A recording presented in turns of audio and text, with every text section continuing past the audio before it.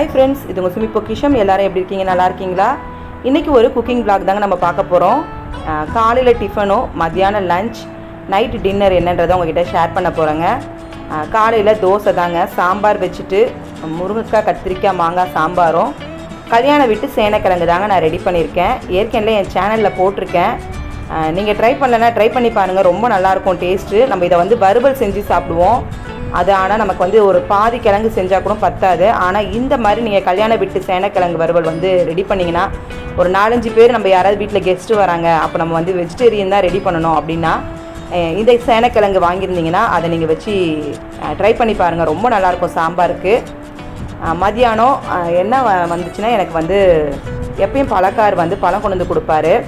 அவர் வந்து இப்போ ஆப்பிள் ஆரஞ்சுலாம் எடுத்துகிட்டு வந்துட்டு இருந்தார், திராட்சைலாம் அதெல்லாம் விட்டுட்டு இப்போ சீசனுக்குரிய பழம் என்னென்னா வெள்ளரி பழம் தாங்க. அந்த பழம் எடுத்துகிட்டு வந்திருக்காரு, ரொம்ப நல்லா இருந்துச்சு. பெரிய பழம் வந்து 100 ரூபா.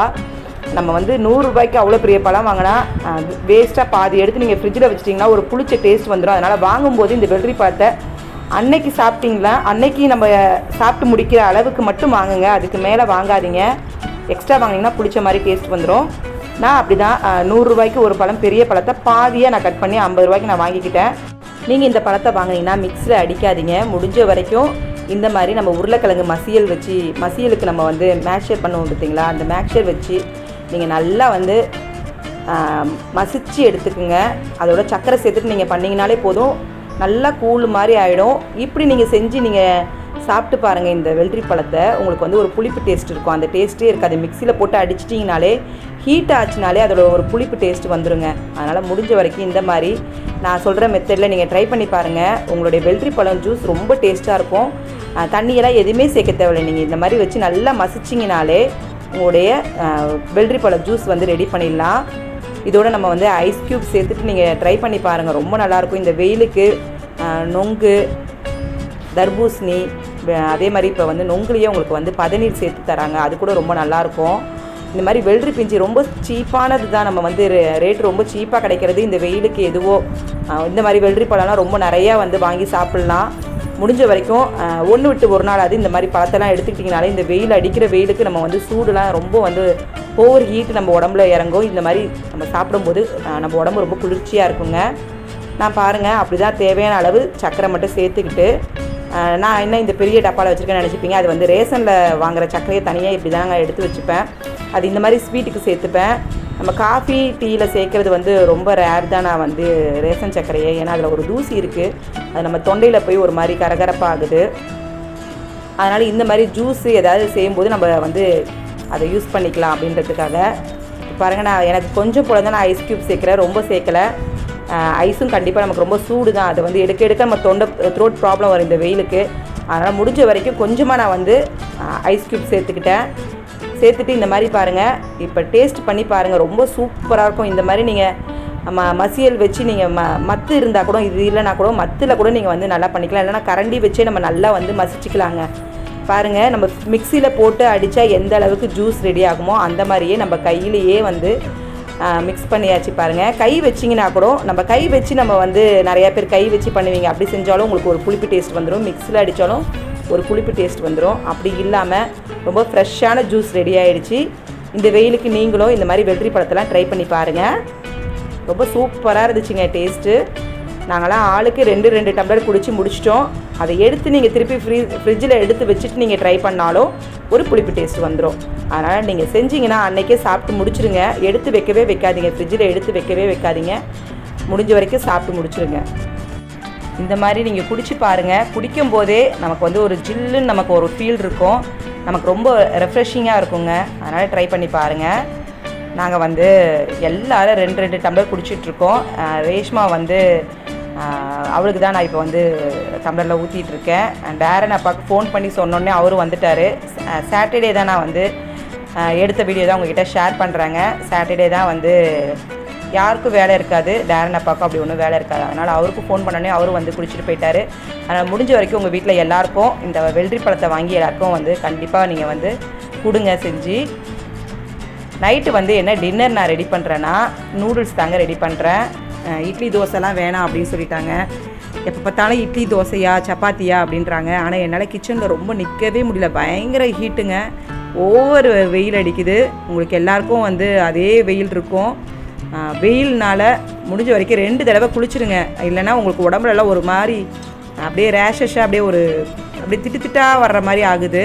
அதனால் முடிஞ்ச வரைக்கும் நீங்கள் 2 தடவை வேர்வை வந்துச்சுனாலே குளிச்சுருங்க. குளிச்சிட்டிங்கனாலே உங்களுக்கு உடம்புல இருக்கிற அரிப்பு வராமல் இந்த வெயில்னால் வர்ற அரிப்புலாம் இல்லாமல் இருக்கும். நான் வந்து நூடுல்ஸ் தாங்க ரெடி பண்ணிகிட்ருக்கேன். இவங்களுடைய வற்புறுத்தலில் நான் சரி நூடுல்ஸ் செஞ்சு கொடுத்துடலாம் அப்படின்ட்டு. நான் என்ன நூடுல்ஸ் ரெடி பண்ணுறேன்னா சூர்யா நூடுல்ஸ்னு சொல்லி இருக்குது. நிறையா பேரில் இருக்குங்க இந்த நூடுல்ஸ் பாக்கெட்டில். அதிலே வந்து இது ஹாஹா நூடுல்ஸ்னும் இருக்குது, சூர்யா நூடுல்ஸும் இருக்குது. நீங்கள் மேகி ஹிப்பிலாம் சாப்பிட்ருப்பீங்க. இந்த ஒரு பாக்கெட் வாங்கினா போதும், நம்ம தாராளமாக சாப்பிட்லாம். நம்ம வீட்டில் ரொம்ப சுலபமாக ரெடி பண்ணுறது தான். அதில் இருக்கிற மசாலாவை விட இது ரொம்ப வந்து நமக்கு வந்து கெமிக்கல் இல்லாமல் இருக்கும். நான் எப்பயும் ரெடி பண்ணுற நூடுல்ஸ் தான் உங்கள்கிட்ட ஷேர் பண்ணுறேன். சரி, நல்லா இருக்கிறத உங்கள்கிட்ட ஷேர் பண்ணுறேங்க. ஒரு வெங்காயத்தை நான் வந்து பெரிய வெங்காயத்தை கட் பண்ணி எடுத்துக்கிட்டேன். முட்டையும் மிளகுத்தூளும் மஞ்சத்தூளும் கொஞ்சம் உப்பு போட்டு நான் வதக்கி எடுத்துக்கிறேன். எனக்கு நூடுல்ஸ் கொஞ்சம் கம்மியாக இருந்துச்சு, அதனால் நான் அதோட பாஸ்தாவும் சேர்த்து வேக வச்சு எடுத்துக்கிட்டேங்க.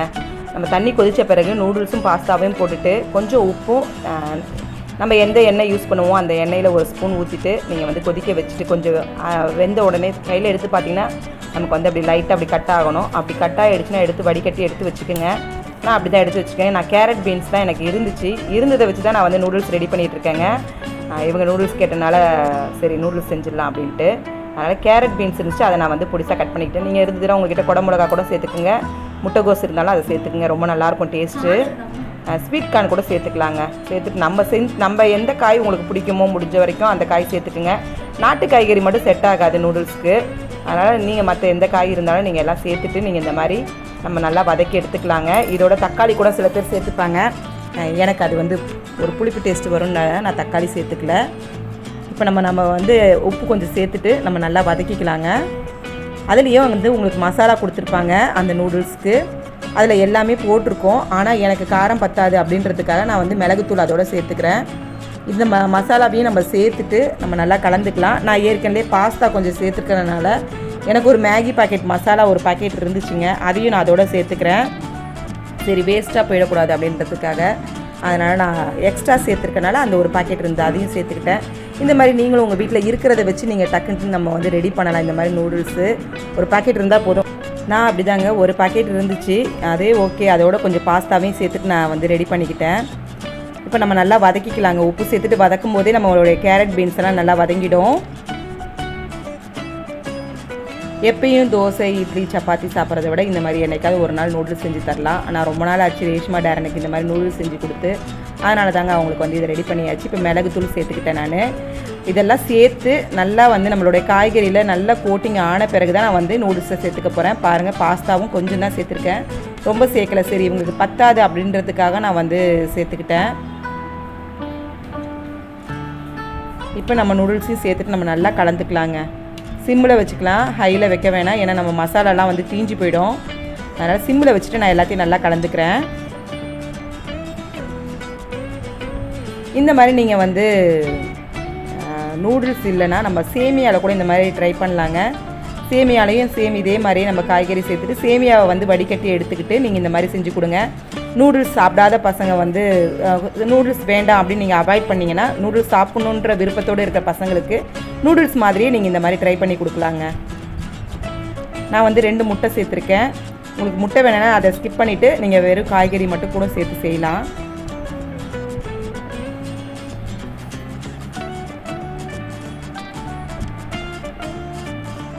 நான் உப்பெல்லாம் கரெக்டாக பார்த்துட்டு கொஞ்சம் வந்து அதை நான் கட் பண்ணி விட்டுக்கிறேன். ரொம்ப நீளமாக நூடுல்ஸ் இருக்கும்போது நம்ம எடுத்து சாப்பிட்றதுக்கு சௌரியம் வராதுன்றதுக்காக நான் வந்து கொஞ்சம் கட் பண்ணிக்கிறேன்.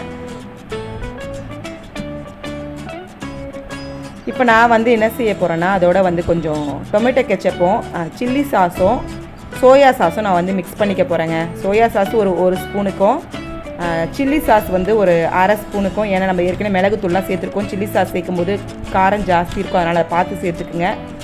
இதோட நம்ம டொமேட்டோ கெச்சப்பும் சேர்த்துக்கிட்டோன்னா நம்ம கடையில் வாங்குகிற அந்த ரியல் டேஸ்ட் இந்த நூடுல்ஸில் வரும். அது இல்லாமல் அதில் வந்து ஒரு ஜூஸினஸ்ஸாக இருக்கும் பார்த்திங்களா, அதுக்காக நான் இதை சேர்த்துக்குவேன்.